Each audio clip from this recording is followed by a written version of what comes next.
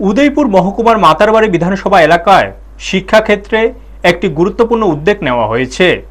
বুধবার Matarbari English medium উচ্চ মাধ্যমিক বিদ্যালয়ে 5 কিলোওয়াট ক্ষমতা সম্পন্ন সৌর বিদ্যুৎ প্রকল্পের উদ্বোধন করা হয়। পুণ্যজ্যোতি ওয়েলফেয়ার সোসাইটির উদ্যোগে এই প্রকল্পটি বাস্তবায়িত হয়েছে। এর ফলে বিদ্যালয়ে সৌরশক্তির মাধ্যমে বিদ্যুৎ সরবরাহের ব্যবস্থা তৈরি হলো। উদ্বোধনী অনুষ্ঠানে উপস্থিত ছিলেন গোমতী জেলা পরিষদের সভাধিপতি দেবল দেবরায়, মাতারবাড়ি পঞ্চায়েত সমিতির চেয়ারম্যান শিল্পী দাস, জেলা শিক্ষা পরিদর্শক গৌতম মজুমদার, ত্রিপুরা বিদ্যুৎ নিগমের গোমতী জেলার ভারপ্রাপ্ত এজিএম নন্দিতা দাস এবং বিদ্যালয়ের প্রধান শিক্ষক অমিত কুমার দেববর্মা সহ অন্যান্যরা।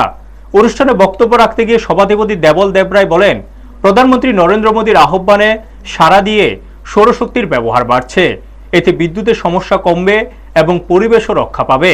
তিনি আরও জানান, স্থানীয় বিধায়কের উদ্যোগে ইতিমধ্যে এলাকায় বেশ কয়েকটি বিদ্যালয়ে সৌর বিদ্যুৎ প্রকল্প চালু হয়েছে এবং ভবিষ্যতে আরও বিদ্যালয়ে এই উদ্যোগ নেওয়া হবে।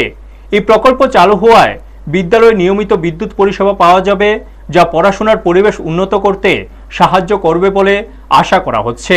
শেষে অতিথিরা ফিতা কেটে প্রকল্পটির উদ্বোধন করেন। ব্যুরো রিপোর্ট, নিউজ তৎকাল 24।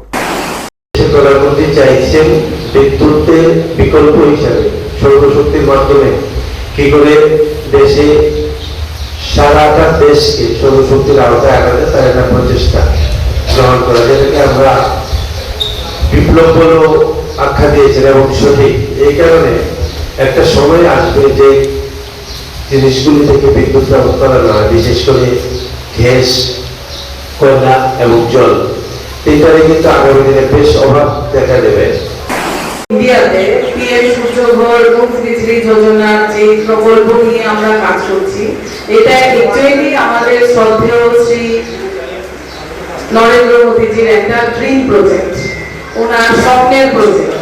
ওনার উদ্দেশ্য প্রত্যেকটা কনজিউমারকে জেনারেটর হিসেবে আমরা যদি পরিবর্তন করতে পারি, তাহলে বিদ্যুতের চাহিদা আগামী দিনে থাকবে না। সেকেন্ড কথা হচ্ছে, আমরা যদি রিনিউয়েবল সোর্সগুলিকে কাজে লাগাই, তাহলে আমাদের যে মাটি নিচে থেকে আমরা গ্যাস তুলছি, কয়লা তুলছি, এগুলি বন্ধ হয়ে যাবে।